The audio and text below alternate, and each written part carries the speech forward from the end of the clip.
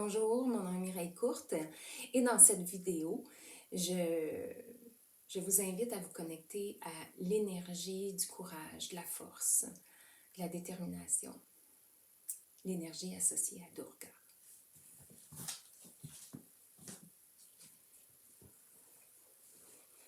Alors, installez-vous confortablement, posture assise, posture de méditation. Donc, vous pouvez soulever le bassin avec un traversin, un bloc, une couverture, peu importe ce qui vous fait du bien. Si les genoux sont par-dessus, sont au-dessus des hanches, on vient croiser les jambes devant et on appuie chacune des cuisses sur un bloc. Et si vous avez une plus grande mobilité, une plus grande flexibilité, vous pouvez vous installer talon à talon. Alors Durga qui chevauche un tigre qui a, on la voit pas bien, hein, mais elle chevauche un tigre, elle a 8 bras. Chaque bras contient une arme. Et dans la mythologie hindoue, en fait, elle est promise en mariage, mais elle doit donc combattre un dragon, pas un dragon, elle doit combattre un démon en fait. Et si évidemment elle le vainc, elle ne se mariera pas avec, parce qu'elle ne veut pas nécessairement se marier avec, parce que c'est un méchant. Alors, elle se bat et à chaque fois qu'elle se bat, elle perd une de ses armes. Donc, elle se présente 8 fois au combat. Et la toute dernière fois, étant complètement démunie, tout ce qu'elle fait, c'est qu'elle présente la plante de son pied. Elle l'offre et son opposant, devant tant de beauté, en fait, les pieds sont très importants dans la mythologie hindoue, représentent toute la sagesse qu'un maître peut porter. Et on va souvent juste venir chercher des poussières au sol pour amener l'énergie de la sagesse de cette personne-là. Donc, en présentant son pied, son opposant est complètement ébloui. Et à ce moment-là, Durga en profite. Elle prend l'arme de son opposant et elle lui tranche la tête. C'est un peu macabre comme fin d'histoire. Mais en fait, à quoi ça fait référence, en fait, pour moi, c'est que parfois, justement, on a peur. Et on a peur, en fait, de montrer notre côté vulnérable. Et Durga, en présentant son pied, elle expose sa vulnérabilité. Mais au final, elle a réussi à gagner malgré tout.